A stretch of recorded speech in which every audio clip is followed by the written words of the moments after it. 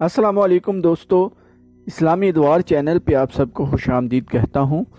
آج میں آپ کے لیے شمشیر بے نیام کی 65ویں ایپیسوڈ لے کے آیا ہوں۔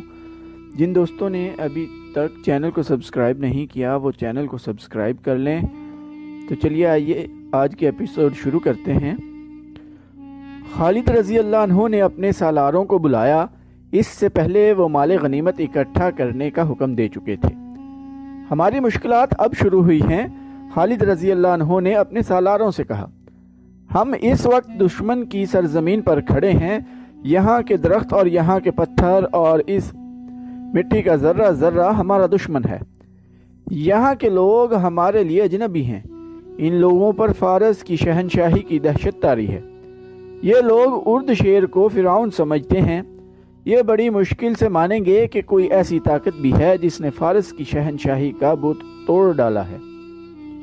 میرے رفیقو، یہاں کے لوگوں کو اپنے ساتھ ملائے بغیر ہم یہاں ایک قدم بھی نہیں چل سکتے۔ ہم کسی سے تعاون کی بھیک نہیں مانگیں گے۔ ہم محبت سے ان کے دل موہ لینے کی کوشش کریں گے، اور جس پر ہمیں ذرا سا بھی شک ہوگا کہ وہ ہمیں ظاہری طور پر یا در پردہ نقصان پہنچانے کی کوشش کر رہا ہے، اسے ہم زندہ رہنے کے حق سے محروم کر دیں گے۔ ہم ان لوگوں کو غلام بنانے نہیں آئے، ہم انہیں غلامی سے اور باطل کے عقیدوں سے نجات دلانے آئے ہیں۔ جو علاقے ہم نے لے لیے ہیں ان کے انتظامی امور کی طرف فوری توجہ دینی ہے۔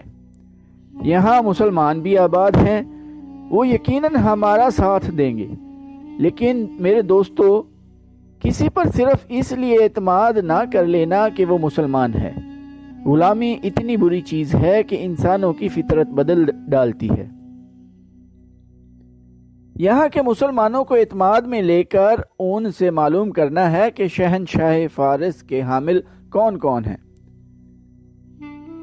ان کی چھان بین کر کے ان کے درجے مقرر کرنے ہیں۔ جن پر ذرا سا بھی شک ہو اسے گرفتار کر لو، اور جو غیر مسلم سچے دل سے ہمارے ساتھ تعاون کرنا چاہتا ہے اسے اسلام کی دعوت دو۔ میں مختلف شعبے قائم کر رہا ہوں۔ خالد رضی اللہ عنہ نے مفتوحہ علاقوں کے باشندوں پر سب سے زیادہ توجہ دی۔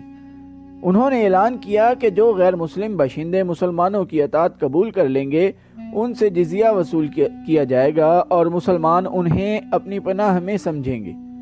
ان کی ضروریات اور ان کے جان و مال کا تحفظ مسلمانوں کی ذمہ داری ہوگی۔ اس اعلان کے ساتھ ہی بیشتر باشندے مسلمانوں کی پناہ میں آ گئے۔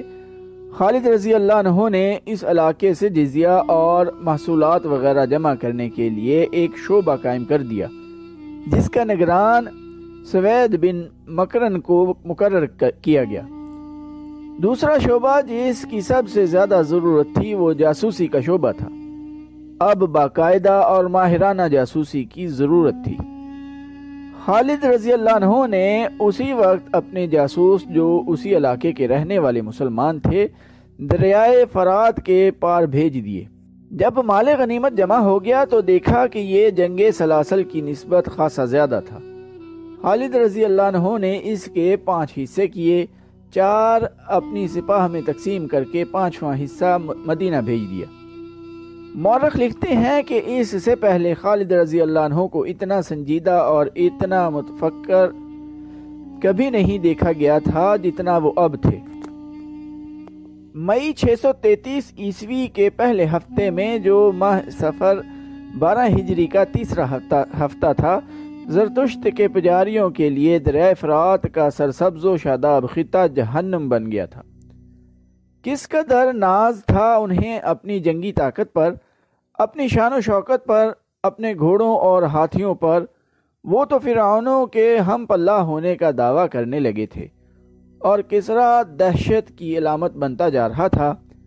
دجلہ اور فرات کے سنگم کے وسیع علاقے میں خالد رضی اللہ عنہ نے، جنہیں رسول کریم صلی اللہ علیہ وآلہ وسلم نے اللہ کی تلوار کا خطاب دیا تھا، فارس کے زرتشتوں کو بہت بری شکستیں دی تھیں، اور ان کے ہرمز کارن بن کریانس، انوشجان اور قباز جیسے سالاروں کو موت کے گھاٹ اتار دیا تھا۔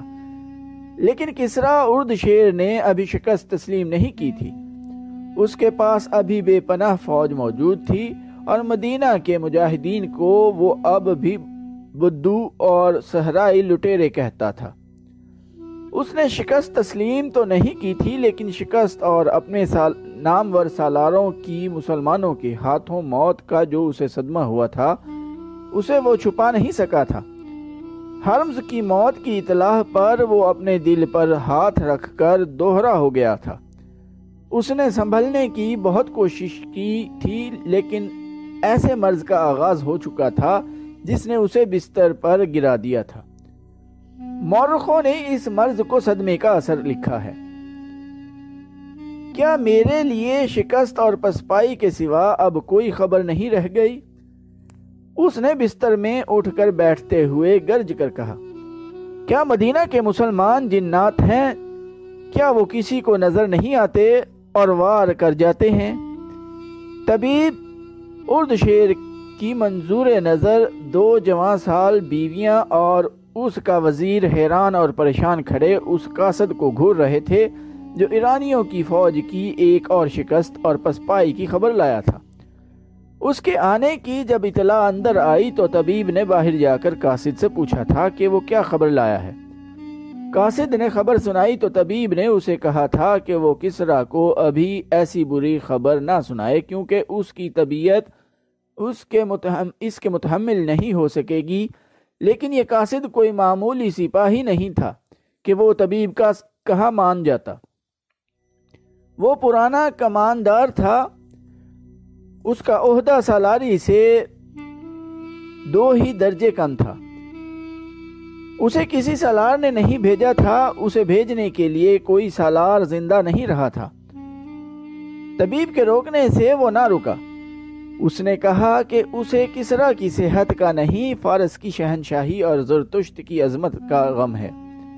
اگر شہنشاہ اردشیر کو اس نے دجلہ اور فرات کی جنگی کیفیت کی پوری اطلاع نہ دی تو مسلمان مدائن کے دروازے پر آ دھمکیں گے۔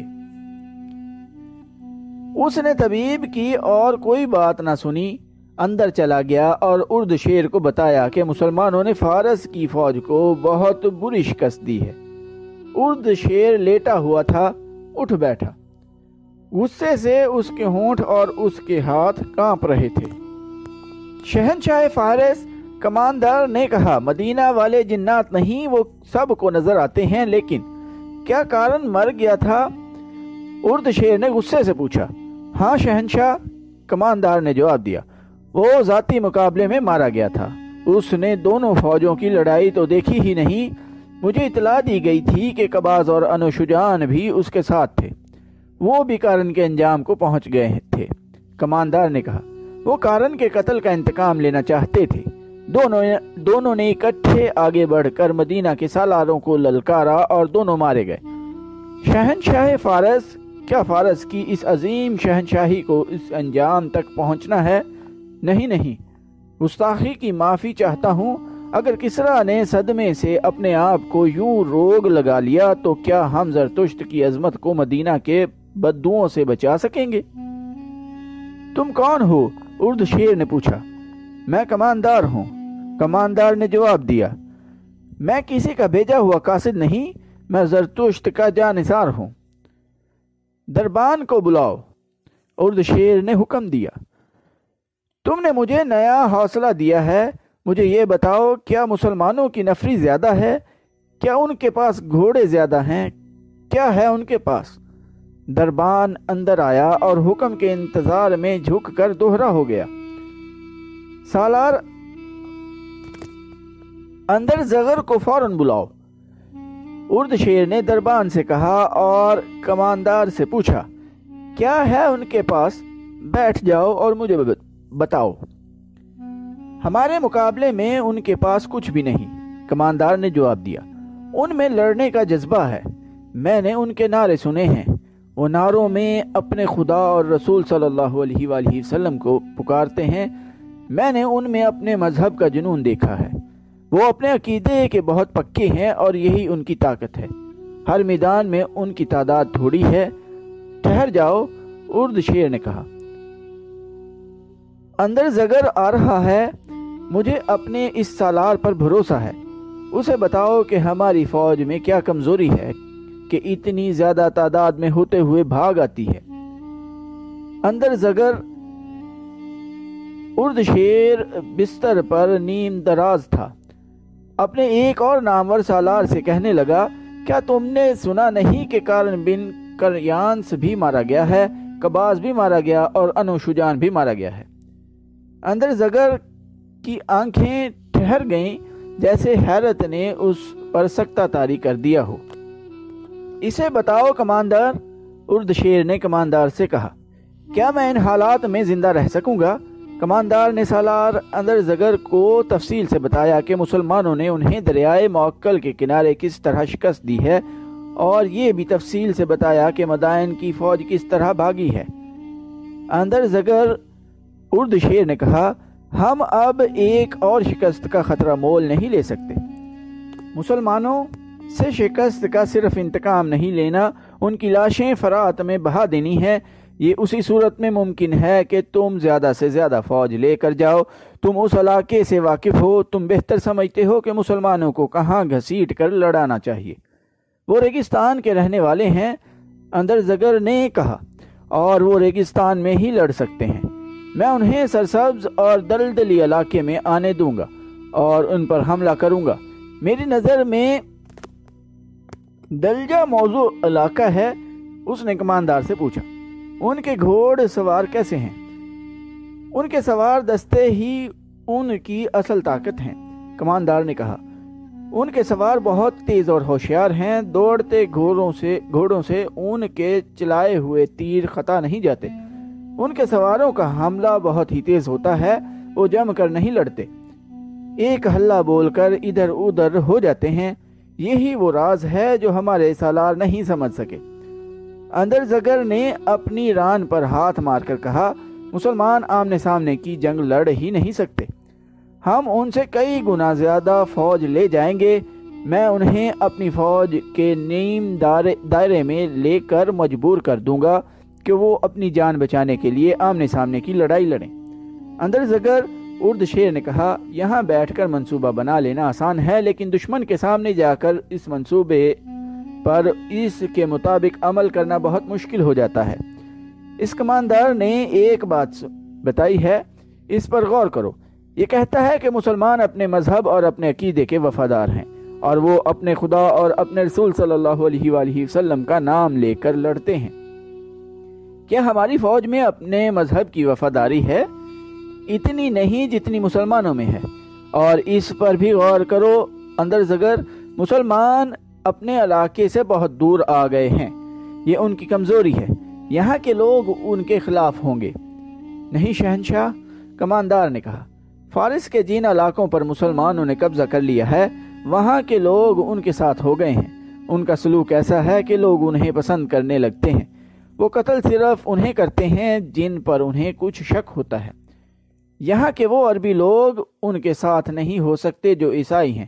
اندر زگر نے کہا، میرے دل میں ان لوگوں کی جو محبت ہے اسے وہ اچھی طرح جانتے ہیں۔ میں انہیں اپنی فوج میں شامل کروں گا۔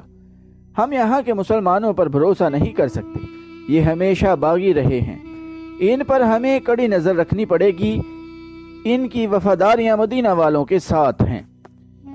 ان مسلمانوں کے ساتھ پہلے سے زیادہ برا سلوک کرو، اردشیر نے کہا، انہیں اٹھنے کے قابل نہ چھوڑو۔ ہم نے انہیں مویشیوں کا درجہ دے رکھا ہے، اندر زگر نے کہا، انہیں بھوکا رکھا ہے۔ ان کی کھیتیوں سے ہم فصل اٹھا کر لے آتے ہیں اور انہیں صرف اتنا دیتے ہیں جس پر وہ صرف زندہ رہ سکتے ہیں، لیکن وہ اسلام کا نام لینے سے باز نہیں آتے۔ بھوکے مر جانا پسند کرتے ہیں لیکن اپنا مذہب نہیں چھوڑتے۔ یہی ان کی طاقت ہے، کماندار نے کہا، ورنہ ایک آدمی 10 کا مقابلہ نہیں کر سکتا۔ کپڑوں میں ملبوس آدمی زرہ پوش کو قتل نہیں کر سکتا۔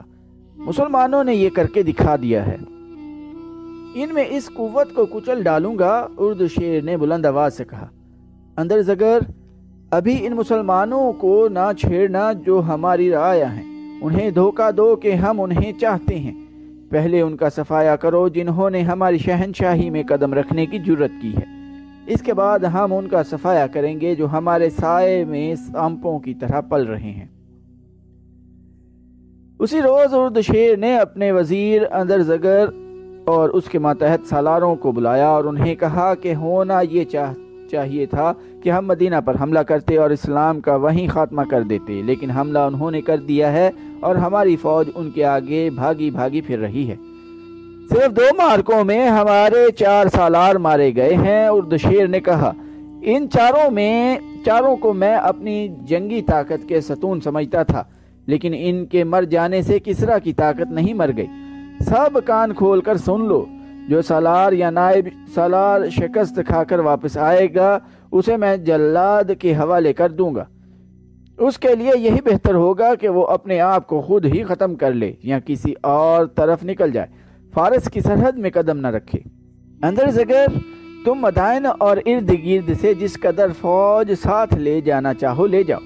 سالار بہمن کو میں نے پیغام بھیج دیا ہے کہ وہ اپنی تمام تر فوج کے ساتھ فرات کے کنارے دلجہ کے مقام پر پہنچ جائے۔ تم اس سے جلدی دلجہ پہنچ جاؤ گے، وہاں خیمہ زن ہو کر بہمن کا انتظار کرنا۔ جو ہی وہ آ جائے دونوں مل کر مسلمانوں کو گھیرے میں لینے کی کوشش کرنا۔ ان کا کوئی آدمی اور کوئی ایک جانور بھی زندہ نہ رہے۔ ان کی تعداد تمہارے مقابلے میں کچھ بھی نہیں۔ میں کوئی مسلمان قیدی نہیں دیکھنا چاہتا، میں ان کی لاشیں دیکھنا چاہتا ہوں۔ میں دیکھنے آؤں گا کہ ان کے گھوڑوں اور اونٹوں کے مردار ان کی لاشوں کے درمیان پڑے ہیں۔ تمہیں زرتشت کے نام پر حلف اٹھانا ہوگا کہ فتح حاصل کرو گے یا موت۔ اندر زگر دونوں فوجوں کا سپہ سالار ہوگا۔ اندر زگر، تمہارے ذہن میں کوئی شک اور وسوسہ نہیں ہونا چاہیے۔ یہ بھی سوچ لو کہ مسلمان اور آگے بڑھ آئے اور ہمیں ایک اور شکست ہوئی تو رومی بھی ہم پر چڑھ دوڑیں گے۔ شہنشاہ فارس اب شکست کی آواز نہیں سنیں گے۔ سالار اندر زگر نے کہا، مجھے اجازت دیں کہ میں عیسائیوں کو اپنے ساتھ لے لوں، اس سے میری فوج میں بے شمار اضافہ ہو سکتا ہے۔ تم جو بہتر سمجھتے ہو وہ کرو، اردشیر نے کہا، لیکن میں وقت ضائع کرنے کی اجازت نہیں دوں گا۔ اگر عیسائی تمہارے ساتھ وفا کرتے ہیں تو انہیں ساتھ لے جاؤ۔ تو دوستو، آج کی ایپیسوڈ ادھر ہی ختم کرتے ہیں۔ چینل کو سبسکرائب کرنا نہ بھولیے گا۔ ٹائم دینے کے لیے شکریہ۔ اللہ حافظ۔